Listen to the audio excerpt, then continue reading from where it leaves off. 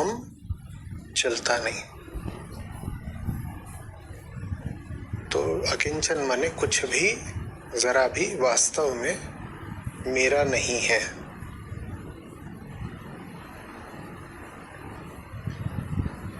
आसक्ति, तादात्म्य मुझे किसी से नहीं रखना है। ये यहाँ पर अकिंचन का अर्थ है, इसको अच्छे से समझ लें। अकिंचन थोड़े से पर ध्यान को केंद्रित करा है कि ये जो हम कहते हैं थोड़ा सा तो, इतना सा तो, बात यहाँ ज्यादा या कम की है ही नहीं। बात ज्यादा कम की नहीं है। बात ये नहीं है कि तुमने कम कर लिया विषयों से अपना रिश्ता, संख्या कम कर ली जीवन में विषयों की, तो तुम आध्यात्मिक हो गए। नहीं, बात विषयों की नहीं है। पहला ही शब्द कह रहा है बहुत कम करके भी बात बनेगी नहीं। अकिंचन, अकिंचन माने थोड़ा सा, बहुत कम करके भी बात बनेगी नहीं। वो सब कुछ जो तुम बुरा जानते हो, त्याज्य जानते हो, उसको बहुत कम कर लोगे तो भी बात बनेगी नहीं। और इसी के समानांतर वो सब कुछ जो तुम बहुत श्रेष्ठ जानते हो, बहुत अच्छा, बहुत ऊंचा जानते हो विषयों में, वो सब अपने जीवन में बहुत भर भी लोगे तो भी बात बनेगी नहीं। अकिंचन, बात बनेगी नहीं। विषयों की संख्या या मात्रा न्यून या अधिक करने से, क्योंकि बात विषयों की संख्या या विषयों की मात्रा की है ही नहीं। बात ये है ही नहीं कि कितने विषय पकड़ लिए हैं, कितने विषय छोड़ दिए। आगे क्या कहते हैं, कह रहे ये जो अकिंचन होने से जो स्वास्थ्य पैदा होता है, और स्वास्थ्य से क्या आशय है, अकिंचन भवम स्वास्थ्यम। स्वास्थ्य से क्या आशय है, अपने भीतर स्थित होना, आत्मस्थ होने को ही स्वस्थ होना कहते हैं। स्वस्थ होना माने ये नहीं कि बीमारी नहीं लगी हुई है, खांसी जुकाम नहीं है तो अभी स्वस्थ है, बुखार उतर गया, हाँ आप स्वस्थ है। ये सब साधारण व्यवहार में ऐसे प्रयुक्त होता है। अध्यात्म में स्वास्थ्य का बड़ा विशिष्ट, गहरा, सुंदर मतलब होता है। स्वस्थ, स्व में स्थित, और वो बिल्कुल वही है जिसको हम कहते हैं आत्मस्थ या ब्रह्मस्थ, वही है स्वस्थ। तो स्व में स्थित होना ही है मुक्ति। विषयों को गोल गोल घुमाना, कम ज्यादा करना, पकड़ना छोड़ना, इसमें धार्मिकता नहीं है। विषयों पर बड़ा ध्यान केंद्रित करना ये मुक्ति का मार्ग नहीं है। मुक्ति का मार्ग है स्व में स्थित होना। और स्व में स्थित कैसे हुआ जाता है, होने की जरूरत ही नहीं है, क्योंकि स्व माने वो जो तुम हो, तो स्व में स्थित होना, प्रयास करना, विधि पूछना, ये तो बात ही विचित्र है। स्व में स्थित होने का प्रयास तो स्व की परिभाषा का विरोध करने लग जाएगा। स्व में स्थित होने का प्रयास करोगे तो स्व की परिभाषा का ही निषेध हो जाएगा। स्व की परिभाषा क्या है, स्व माने आत्मा, वो जिससे हटना संभव ही नहीं है, वो जिससे हटा ही नहीं जा सकता।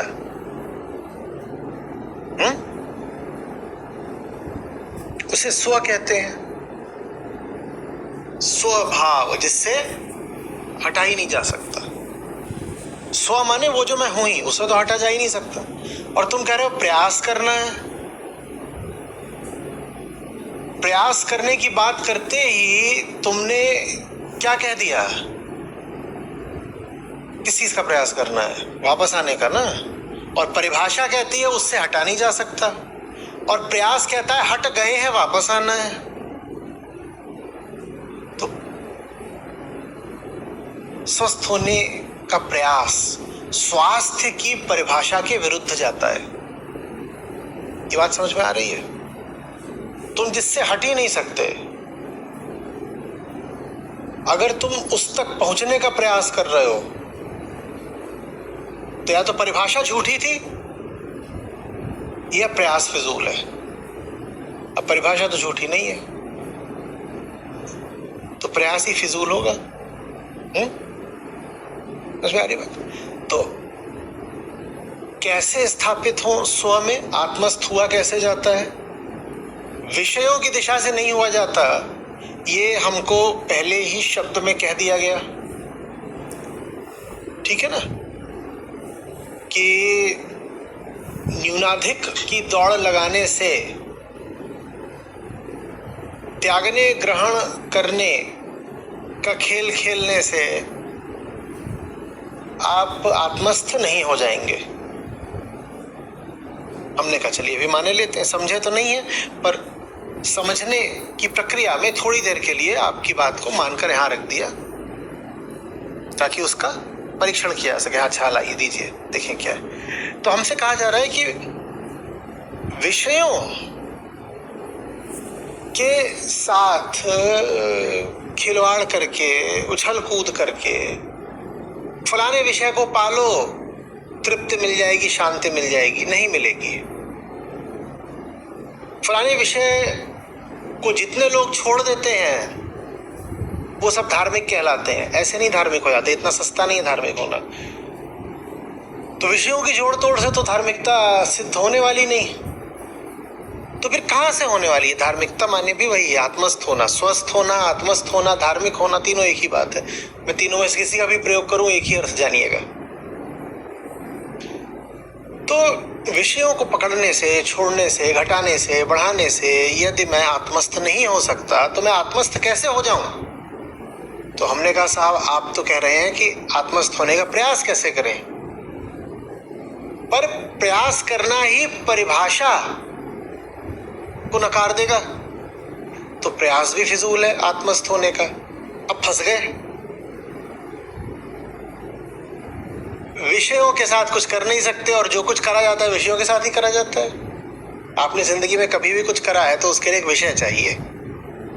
विषय ना हो तो कर्म नहीं हो सकता। आप चलते हैं तो किसी दिशा में पृथ्वी के ऊपर विषय चाहिए ना। आप पकड़ते हैं तो कुछ पकड़ा होगा, आप बात करते हैं तो कोई सामने होगा। विषय चाहिए ना, सब कर्मों में कोई विषय चाहिए। तो विषयों के साथ उठापटक करने से मुक्ति नहीं सिद्ध होती, ये शुरू में कहा। फिर ये भी हमने कहा कि आत्मस्थ होने का, मुक्त होने का प्रयास भी व्यर्थ ही है, क्योंकि प्रयास कर रहे हो अगर तुम आत्मस्थ होने का, तो इसका तो तुमने अर्थ ये दे दिया है कि स्वभाव से तुम छिटके हुए हो और वो संभव नहीं है। तो फिर करें क्या? क्या करा जाता है? बहुत बहुत ध्यान से सुनिए। मुक्ति खोजी नहीं जाती, बंधन छोड़े जाते हैं। और यहां इस बिंदु पर आते ही, सत्र शुरू हुए अभी 10 ही मिनट हुए होंगे, मिर्ची लग जाती है।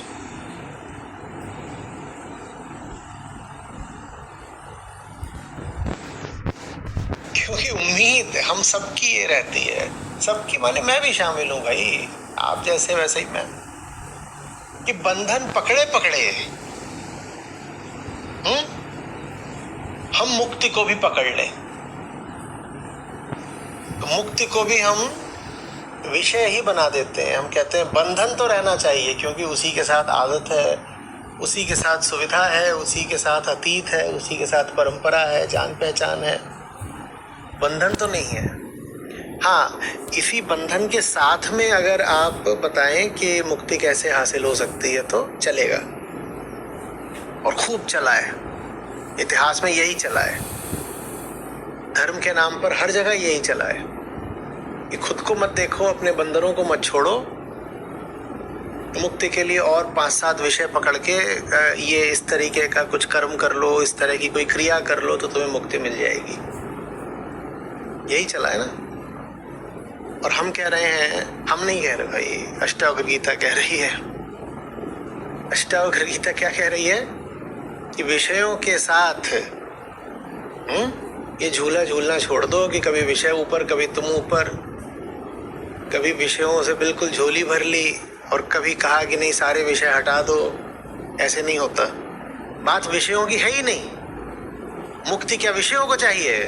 फंसा कौन हुआ है? इसे तो तुम हुए हो ना। तब विषयों के विषयता, अनुभोक्ता तुम, जिससे सब विषयों से संबंध रखना है, कामना रखनी है, फंसे तुम। ये विषय फंस, तो ये तुम इतना खिलवाड़ विषयों के साथ करके क्या साबित करना चाहते हो कि कुछ हो जाएगा? कुछ नहीं होगा। तो बताइए और किस दिशा से प्रयास करें? नहीं, कोई प्रयास नहीं चलेगा। मुक्ति कहीं प्रयास से मिल ही नहीं सकती, वो तो स्वभाव है, वो तो है ही है। तो फिर क्या करना होता है? बंधन छोड़ने होते हैं। और मैंने कहा यहाँ अब कांटा लगा, क्योंकि बंधन बड़ी प्यारी चीज होती है। हम अपनी बीमारी खुद हैं,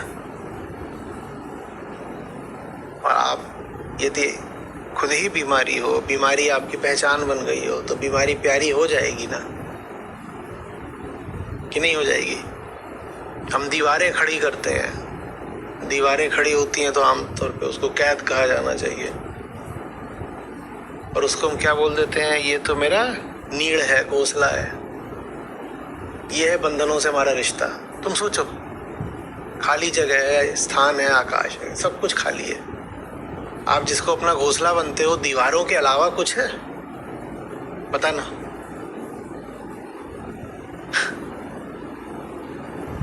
भौतिक रूप से हटा दो, मानसिक भी बातें करो अगर, तो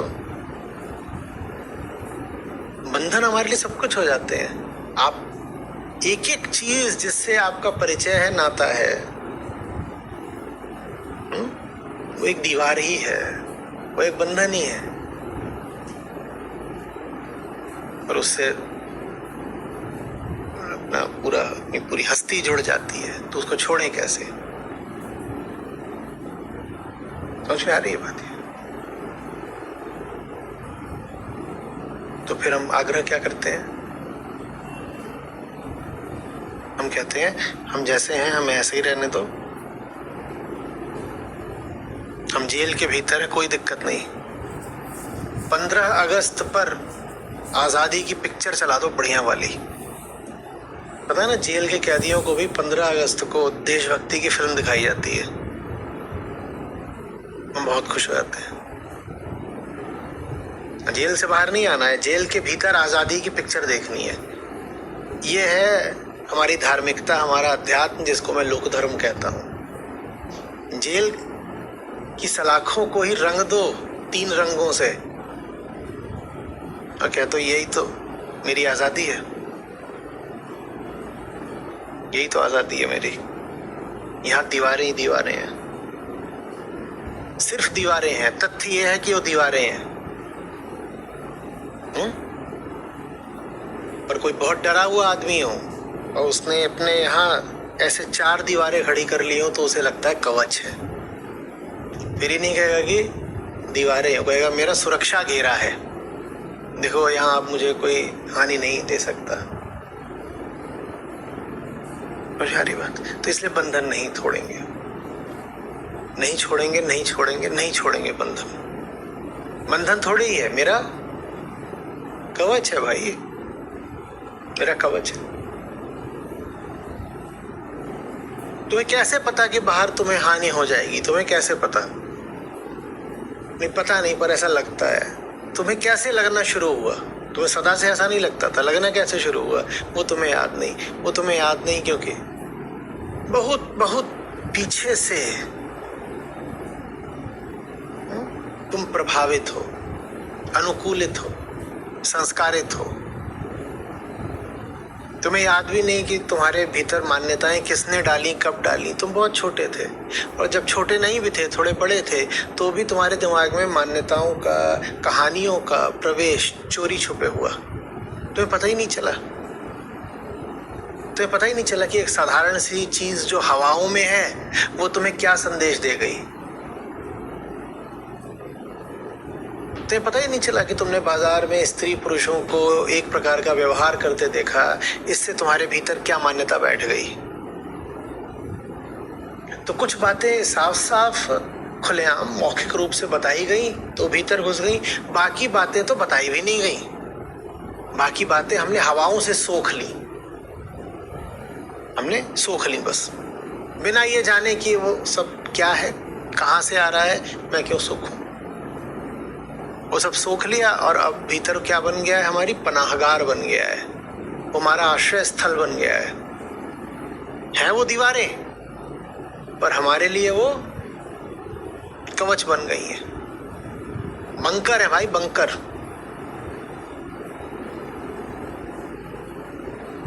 जमीन के नीचे, सैकड़ों फीट कंक्रीट के नीचे, ये बड़े से बड़ा बम भी गिरेगा तो हमें कुछ नहीं होगा, हमें कुछ नहीं होगा। सोचो तुम्हें पूरी जिंदगी एक बहुत गहरी सुरंग में बितानी पड़े, और तुमको भरोसा ही दिलाया गया है कि बड़े से बड़ा बम भी गिरेगा तो तुम्हें कुछ होगा नहीं। अभी पता नहीं कि कुछ होगा कि नहीं होगा, वो अलग बात है। कुछ होगा कि नहीं होगा वो बात भी तब है जब पहले कोई बम गिराने वाला हो। कुछ भी पक्का नहीं है कि बम गिरेगा कि नहीं गिरेगा, और गिरेगा तो ये जो सुरक्षा कवच बना रखा है वो काम आएगा कि नहीं आएगा, कुछ पक्का नहीं है। पर ये जरूर पक्का है कि अब तुम पूरी जिंदगी उस सुरंग में रहने वाले हो, सुरक्षा के नाम पर। समझ में आ रही बात? मुक्ति पाने जैसा कुछ भी नहीं होता। और मैं कितना भी बोल लूं, मैंने जितना बोला हो उतना ही मुझे फिर बोलना पड़ेगा, और जितना मैंने उसके बाद बोला हो उतना ही मुझे फिर बोलना पड़ेगा, तो भी बात बनेगी नहीं। बात तो बस उसके लिए बनेगी जो अब ऊब चुका है। बात उसके लिए बनेगी जिसकी बेईमानी पूरी तरह टूट चुकी है।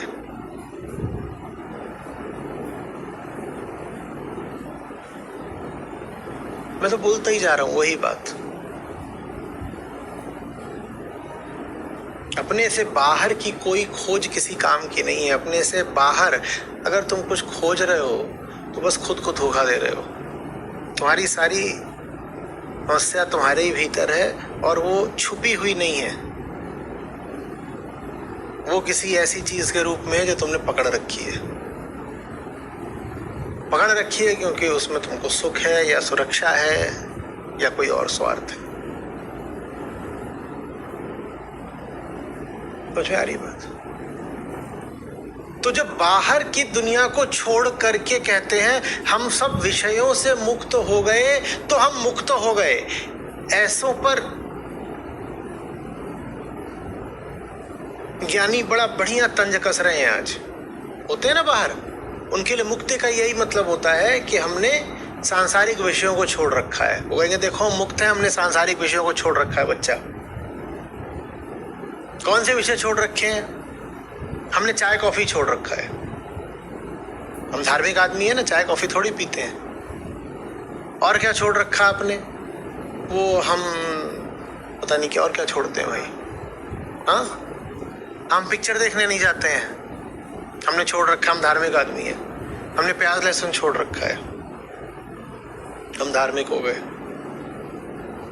तो ऐसे सदा से रहे हैं छोड़ने वाले, लंबी लंबी छोड़ने वाले।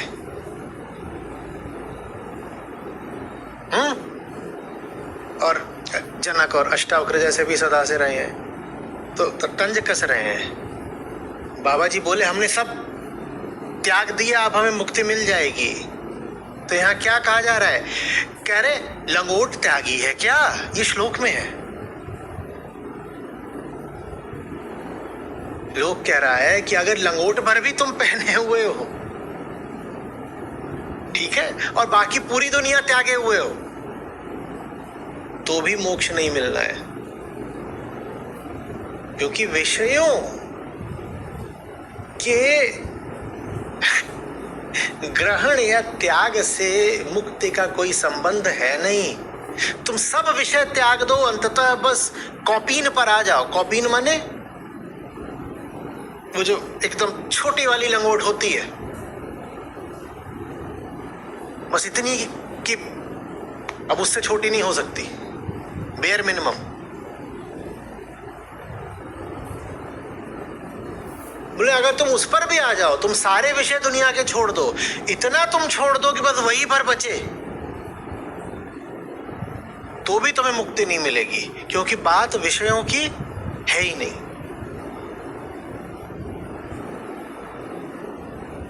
बात उसको त्यागने की है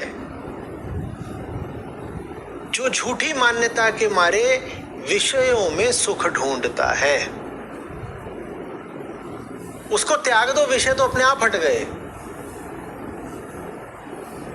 विषय नहीं बुरे हैं, विषयों से तुमने जो झूठी आशा लगा रखी है, विषयों के प्रति अज्ञान के कारण, वो है बंधन। किसने तुम्हें कह दिया कि जगत बंधन है?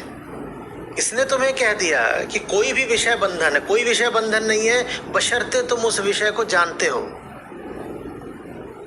विषय बंधन नहीं है, विषय के प्रति तुम्हारा अज्ञान बंधन है। तुम विषय को जान लो, तुम मुक्त हो। नहीं, विषय को जानने के बाद उसको छोड़ना भी तो पड़ेगा ना। नहीं छोड़ना पड़ेगा। जानने के बाद जो होता है स्वयं हो जाता है। तुम्हें नहीं छोड़ना, पकड़ना पड़ेगा। हमें नहीं मालूम क्या होगा, और कुछ नहीं छोड़ना होता। विषय नहीं, अज्ञान छोड़ना होता है। अच्छे से जान लो कि सामने जो है वो क्या है। वस्तु वस्तु रहे, विषय ना बन जाए। वस्तु विषय कब बन जाती है? जब अहंकार उसमें आशा रखने लगता है। पूरा जो तुम्हारा ब्रह्मांड है, ये वस्तुओं का बना हुआ है, और वस्तुओं में कोई समस्या नहीं है। तुम भी वस्तु ही हो भाई। तुम भी वस्तु हो। भाषा में वस्तु का बड़ा अच्छा अर्थ होता है। वस्तु, वस्तुतः, वास्तविक, ये सब एक साथ चलते हैं। वस्तु माने वो जिसमें सच्चाई है। वस्तु माने वो जिसमें सच्चाई है। पर वस्तु के साथ जैसे ही तुमने आशा लगा दी, माने तुम वस्तु की सच्चाई से अब अनभिज्ञ हो गए। वस्तु में जैसे ही आशा जुड़ जाती है तो वो विषय बन जाता है। वस्तु धन आशा बराबर विषय। वस्तु में आशा जोड़ दो तो परिणाम आएगा विषय। और आशा हमेशा अज्ञान से ही उठती है। कौन सी आशा?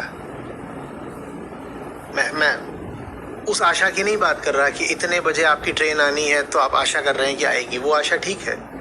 हम बात कर रहे हैं अहंकार जनित आशा। ये आशा कि कोई भी वस्तु आ करके अहंकार को पूर्णता दे देगी। ये आशा, जिस भी वस्तु से आपने ये आशा लगा ली कि ये मेरी जिंदगी में आएगी, मैं इससे संबंध बनाऊंगा और ये मुझे पूर्णता दे जाएगी, ये आशा झूठी है। आप उस वस्तु को नहीं समझ रहे थे, आप स्वयं को नहीं समझ रहे थे। दो तरफा इस अज्ञान का नतीजा निकला। आपने आशा लगा ली और अब इस आशा के कारण वो जो वस्तु थी वो क्या बन गया? आपका विषय बन गया। और जैसे ही विषय बन जाता है, अष्टावक्र गीता शुरू ही ऐसे होती है, एकदम शुरुआत में ही है ये। जो मोक्ष को है चाहता, विषयों को विषसम त्याग तू। क्यों? क्योंकि देखो, वस्तु को त्यागने की नहीं बात करी है, विषय को त्यागने की बात करी है। और विषय में क्या क्या है? वस्तु और आशा। आशा माने अज्ञान, अज्ञान माने अहंकार। तो किसको त्यागना है? अज्ञान को त्यागना है। और अज्ञान तो कुछ होता नहीं, अहंकार के पास क्या ज्ञान की कभी कमी होती है? सब ज्ञानी घूम रहे हैं। पनवाड़ी के यहाँ चले जाओ, वहां 8 ज्ञानी मिल जाएंगे। कोई है जो ज्ञानी ना हो? ज्ञान की कमी समस्या नहीं होती, ज्ञान की अधिकता समस्या होती। हर आदमी ज्ञानी है, हर आदमी। जितना ज्ञान तुम्हारे पास है वही तुम्हारा बोझ है। ज्ञान से बड़ा बोझ दूसरा नहीं होता। ये जो ज्ञान है, जो बोझ बनता है, इसको ही मैं बार बार मान्यता, धारणा बोलता हूं। जानते तुम कुछ नहीं, अपनी कल्पना को ज्ञान कहते रहते हो। जानते तुम कुछ नहीं, अपनी मान्यता को ज्ञान कहते रहते हो। यही ज्ञान है जो बोझ बनता है। वास्तविक ज्ञान कोई धारण करने की बात होती ही नहीं है। वास्तविक ज्ञान तो आग जैसा होता है, जिसको जलाता है उसको जलाने के बाद स्वयं भी नहीं बचता है। तुम उसे धारण कैसे करोगे? कभी देखा है कि लकड़ी में आग लगी हो, लकड़ी मिट गई, आग बाकी है?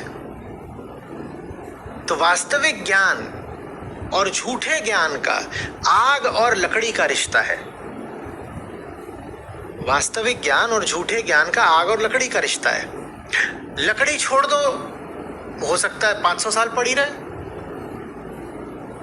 वो अपने आप पड़ी रहेगी। जैसे मान्यताएं 500 साल पुरानी चल रही हैं, वो लकड़ी है, वो लकड़ी है। वो 500 साल पुरानी होकर भी सुरक्षित हो सकती है। पर वास्तविक ज्ञान 500 साल नहीं चल सकता। वास्तविक ज्ञान 500 साल नहीं चलेगा। 500 साल पुरानी कोई आग देखी आज तक? पर 500 साल पुरानी लकड़ी देखी होगी। 500 साल पुरानी आग हो सकती है? बड़ा मुश्किल है। वो भी तभी होगी जब सूर्य जैसा हो कोई।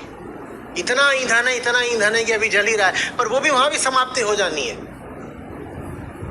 आपको पता है ना, सूरज हमारा क्रमशः बुझ रहा है। एक दिन सूरज जो है एकदम गायब ही हो जाना है।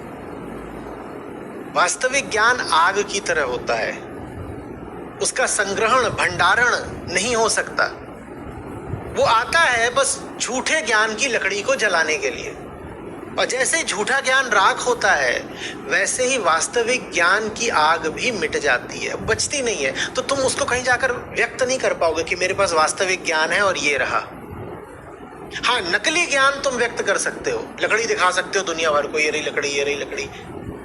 आग तो बस उतनी देर तक दिखा पाओगे जितनी देर तक वो है, और आग उतनी देर तक रहेगी जितनी देर तक लकड़ी है।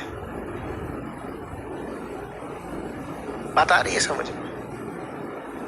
तो वो सब कुछ जो आप ज्ञान के नाम पर पकड़े हो,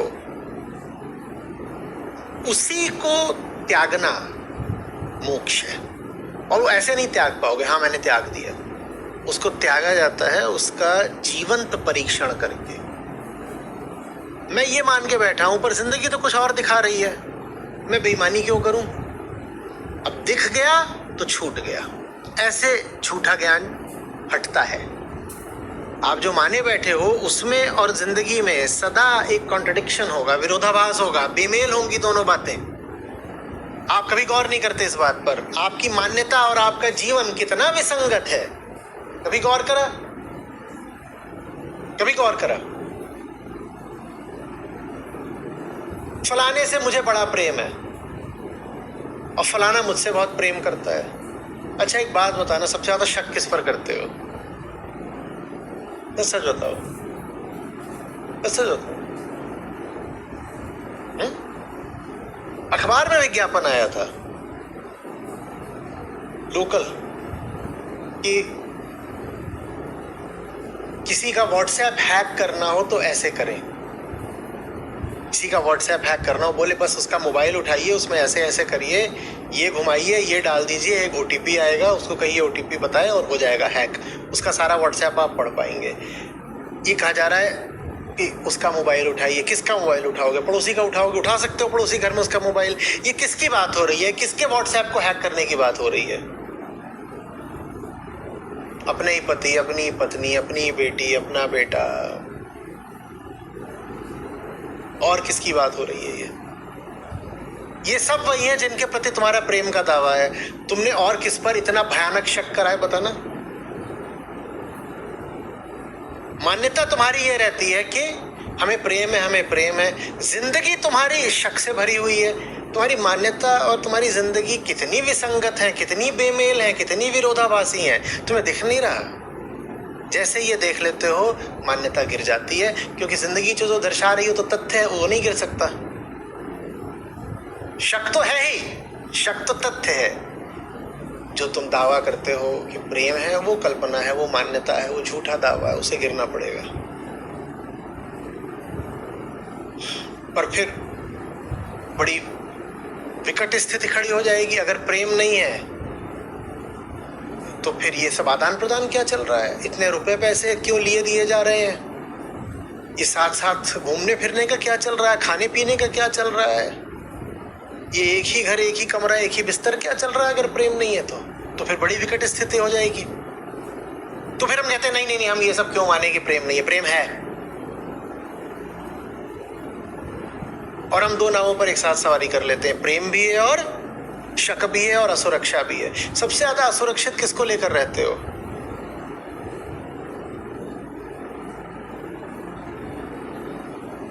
जिनको अपना कहते हो। और किसको लेके? ये एक उदाहरण है, ऐसे 100 उदाहरण मिल जाएंगे। आपने कोई भी मान्यता अपने भीतर डाल रखी हो, कोई भी मान्यता, आप पाओगे कि आपकी जिंदगी ही आपकी मान्यता का खोखलापन रोज जाहिर करती है। कोई नहीं चाहिए मेरे जैसा जो आपकी स्क्रीन पर बैठकर बोले कि अपनी मान्यता को जांचो, टटोलो, परखो, मान्यता खोखली है।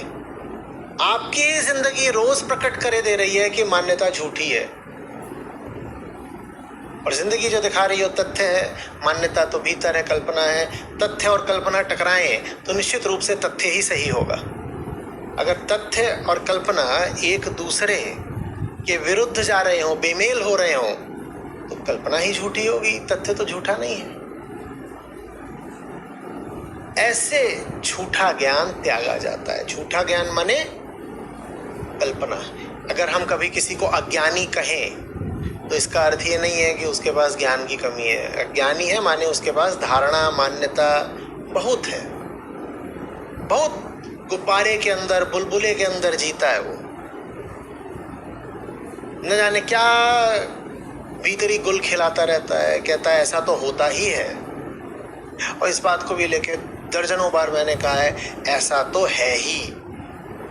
ये सबसे अधार्मिक वक्तव्य है, ऐसा तो है ही, या ऐसा तो होता ही है। ये बड़ा अधार्मिक वक्तव्य है।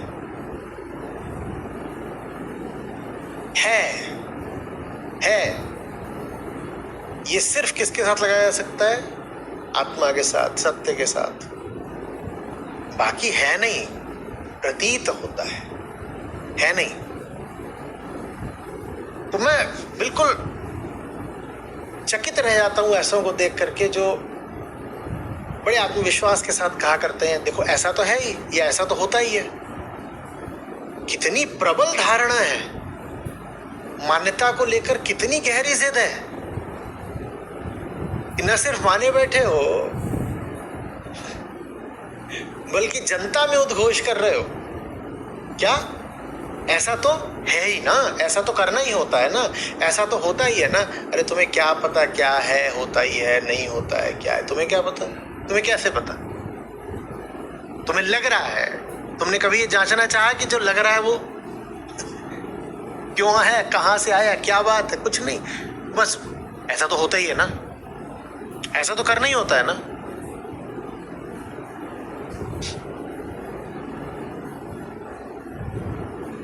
यहीं फंसे हुए हो, अच्छे समझ लेना। जिन चीजों को लेकर के बड़ा विश्वास है वहीं तुम्हारा बंधन है। एक एक विश्वास झूठा है, उसका परीक्षण करो, डरो मत। कुछ नया, ताजा, सुंदर ही मिलेगा। एक नियम बता देता हूं, अगर ईमानदारी से कुछ छूट रहा है तो जो छूटा है उससे कुछ बेहतर ही अपने आप प्रकट हो जाएगा। लालच दे रहा हूं, पर ऐसा होता है। तुम्हारी ईमानदारी के कारण अगर तुमसे कुछ छूट रहा है, इसको अच्छे से लिख लो, रेखांकित करके लिख लो। तुम्हारी ईमानदारी के कारण अगर तुमसे कुछ छूट रहा है, तो जो छूट रहा है उससे कुछ बहुत बहुत बेहतर प्रकट हो जाएगा अपने आप, तुम्हारे बिना चाहे, बिना प्रयास करे। तो घबरा मत जाना, दुखी मत हो जाना, कल्पना की घोड़े मत दौड़ा देना। हम भविष्य की बड़ी चिंता करते हैं, हम कहते हैं फलानी चीज है,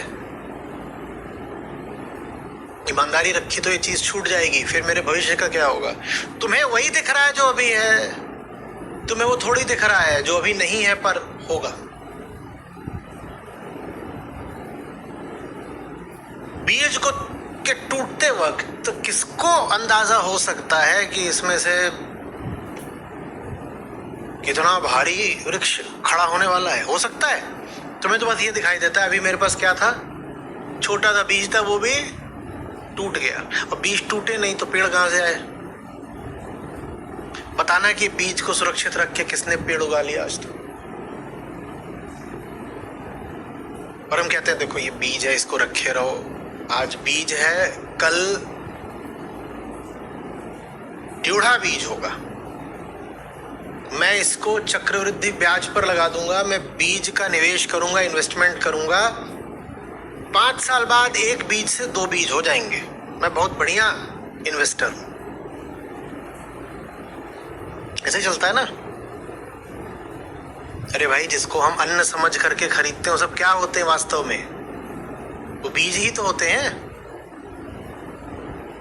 तो हम बीजों की भी क्या करना चाहते हैं, खरीद फरोख्त। हम कहते हैं देखो इसको बेचूंगा तो इतना मुनाफा हो जाएगा। हो भी सकता है, और आपसे कहा जा रहा है नहीं बेचो नहीं, उसे टूटने दो, उसे टूटने दो। और अगर उसको टूटने दो तो कितने प्रतिशत का मुनाफा होगा, करोड़ प्रतिशत का, करोड़ प्रतिशत का होगा कि नहीं होगा। लेकिन उसको देख के लगता ही नहीं है कि ये मुझे करोड़ प्रतिशत का मुनाफा दे सकता है।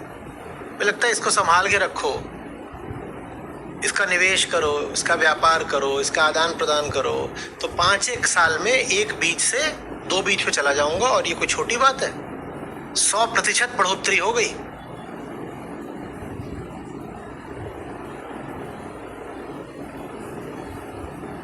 ये सूत्र याद रहेगा।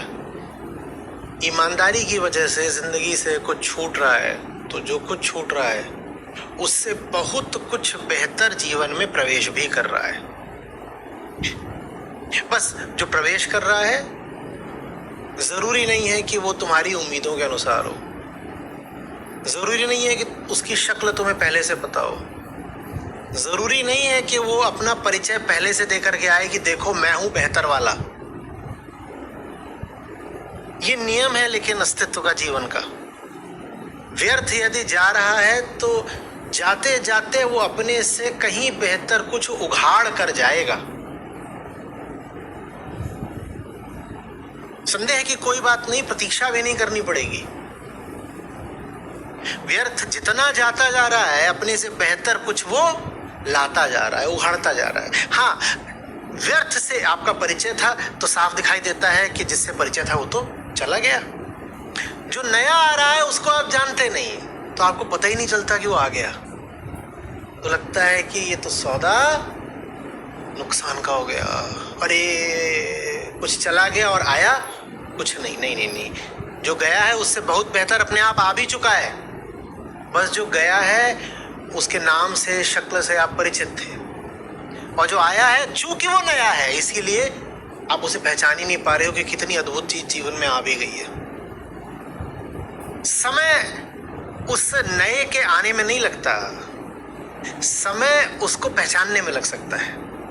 हो सकता है आपको 5 साल लग जाए पहचानने में कि अरे 5 साल पहले से इतनी अद्भुत चीज जीवन में आ चुकी है, मैंने अब पहचाना। मैंने इसको श्रेय ही नहीं दिया, मैंने धन्यवाद नहीं दिया, मैंने आभार नहीं दिया, मैंने प्रेम नहीं दिया। मैंने नहीं दिया, पर ये जो चीज है ये मेरे जीवन में 5 साल पहले ही आ चुकी है। और 5 साल पहले क्यों आ चुकी? क्योंकि जो व्यर्थ था मैंने उसको जाने दिया। मैं ये भी नहीं कह रहा हूं अच्छे का परिणाम अच्छा होता है, परिणाम की भी बात नहीं है। परिणाम तो भविष्य में होता है, परिणाम तो आगे होता है। परिणाम के लिए तो प्रतीक्षा करनी पड़ती है, धीरज रखना पड़ता है। न प्रतीक्षा करनी है, न धैर्य धरना है, न भविष्य की बात है कोई। जैसे जैसे व्यर्थ आपके जीवन से हटता जाता है, समझिए ठीक वैसे वैसे जो सार्थक है वो जीवन में प्रकट भी होता जाता है। प्रवेश नहीं करता, प्रकट होता है।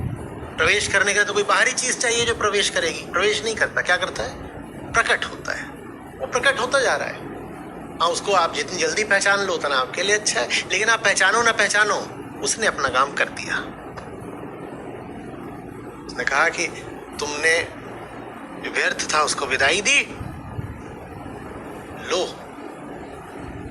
मैंने अपना चेहरा दिखा दिया, लो मैं आ गया। अब तुम चाहे मुझे पहचानो या ना पहचानो, आदर दो, मूल्य दो, प्रेम दो, ना दो, वो तुम्हारे ऊपर है। समझ में आ रही बात है? इधर उधर दौड़ मत लगाइए कि मैं जैसा हूं ऐसे ही रहूं, और चीजों को पकड़ूं छोड़ूं, उससे नहीं होगा। बात चीजों की नहीं है, बात फिर से बोलो मान्यताओं की है। बात विषय की नहीं है, बात विषयासक्ति की है। माने धारणा क्या है, विचार क्या है।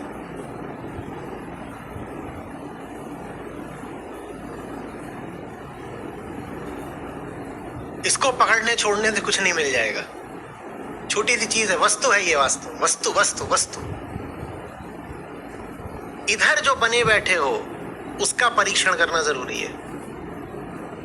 उसके परीक्षण के लिए हमने क्या बोला? कैसे होता है उसका परीक्षण? देखो कि जिंदगी में अनुभव क्या हो रहे हैं। अनुभव ही बता रहा है।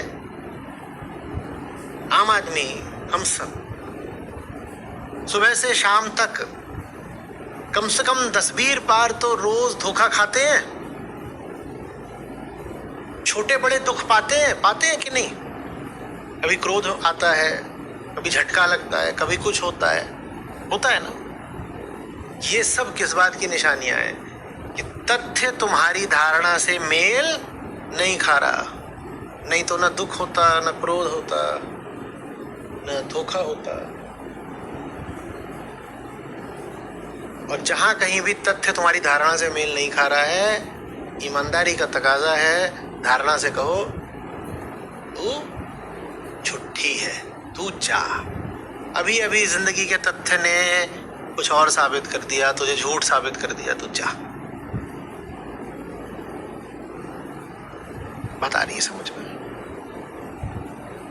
आप भीतर से बिल्कुल जुन्नूलाल बनकर बैठे हो और बाहर से बड़े त्यागी बन गए हो, उससे कुछ नहीं होगा। लंगोटीधारियों पर क्या व्यंग कर गए देखो। बोल रहे हैं कि कॉपीनधारी होने पर भी आत्मस्थ होना दुर्लभ है। क्योंकि बात इसकी है ही नहीं कि तुमने बहुत कपड़े पहने या कम कपड़े पहने हैं। बात इसकी है कि तुम बने क्या बैठे हो। बात इसकी है कि तुम बने क्या बैठे हो। बिल्कुल ऐसा जरा सा कॉपीन धारण करने वाला भी भीतर से महाज्ञानी हो सकता है, और बहुत सारे कपड़े धारण करने वाला भी महाज्ञानी हो सकता है। तुमने विषयों के साथ क्या अपना एक अनुशासन बना रखा है, धारणा बना रखी है, लीक परंपरा बना रखी है, उससे कुछ नहीं साबित हो जाता। आगे, त्याग और ग्रहण के द्वैत से परे मैं आनंद में स्थित हूं। इसका त्याग, किसका ग्रहण? विषयों का। न विषयों को त्यागने में रुचि, न विषयों के ग्रहण में रुचि, विषय सब मेरे लिए खेलने की वस्तुएं हैं। विषय सब मेरे लिए खेलने की वस्तुएं हैं, क्योंकि विषयों को लेकर के मेरे पास कोई आशा है ही नहीं। विषय से आशा हटा दी तो विषय अब क्या रह गया? बस वस्तु रह गया। ये भी वस्तु है, ये भी वस्तु है, ये भी वस्तु है। लहर आई तो पकड़ लेंगे, लहर नहीं आई तो नहीं पकड़ेंगे। कोई कारण पूछेगा, कहेंगे कारण कुछ नहीं। कारण तो स्वार्थ जनित होता है, कारण तो सब अहंकार से आते हैं। हमारे पास कोई कारण नहीं है। हाँ, सतही कारण हम बता सकते हैं, ऊपरी कारण बता सकते हैं, पर कोई अंदरूनी कारण, कोई गहरा कारण नहीं है। हमारे पास गहरे कारण होते हैं, समझना।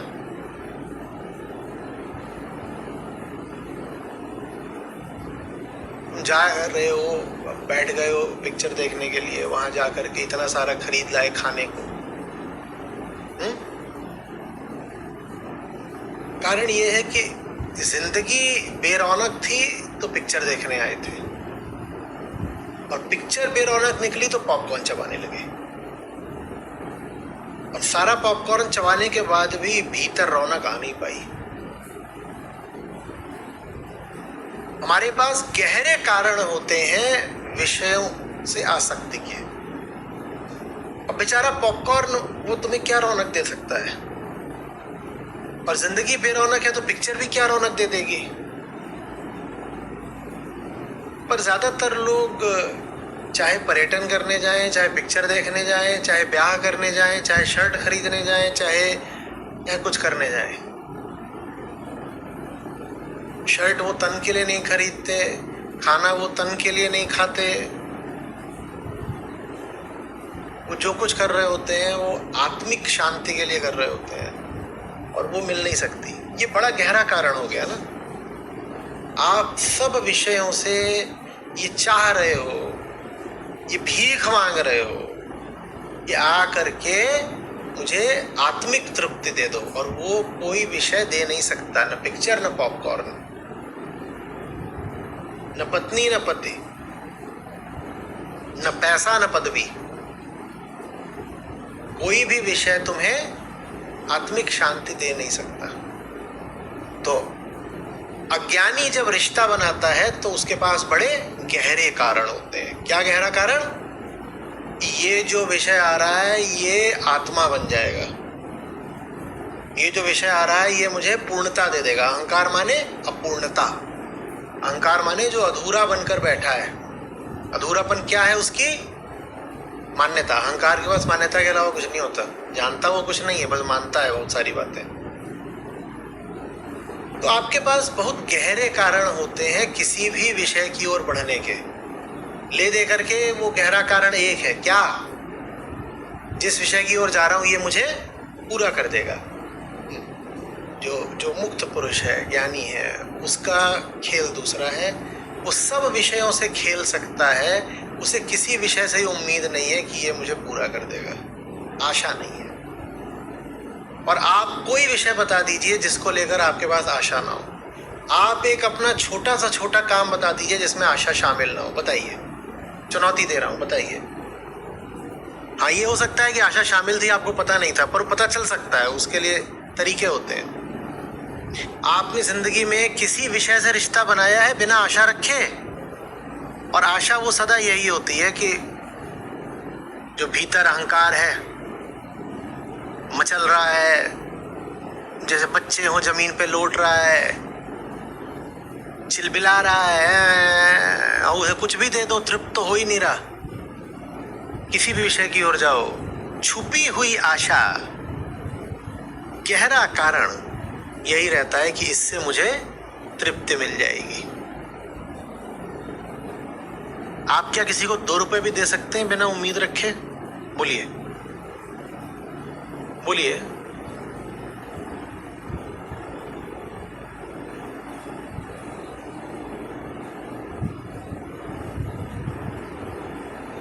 आप कार में बैठे हैं, लाल बत्ती पर रुक गई, भिखारी आया, ठीक?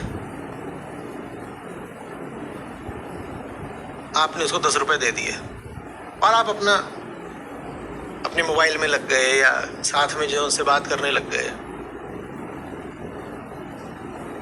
आपको ऐसा लगेगा कि आपके पास कोई आशा नहीं थी, आपने बस यूं ही भिखारी को 10 रुपए दे दिए। आशा थोड़ी थी, मैंने तो बस यूं ही उसे 10 रुपए दे दिए। ऐसा लगता है, लगा है कि बस दे दिया, मुक्त हो गया, है ना। चलिए प्रयोग करते हैं, वैचारिक प्रयोग। आपने जिस भिखारी को 10 रुपए दिए हैं, वो 10 रुपए लेके आपको गाली देते, कैसा लगेगा? कैसा लगेगा? बुरा लगेगा।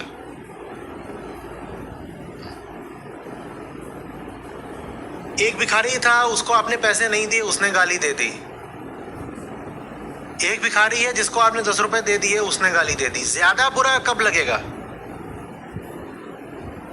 जब पैसे दिए थे, पैसे लेके उसने गाली दी थी, ज्यादा बुरा लगेगा। देखो 10 रुपए देने में भी आशा थी ना, आपको पता नहीं था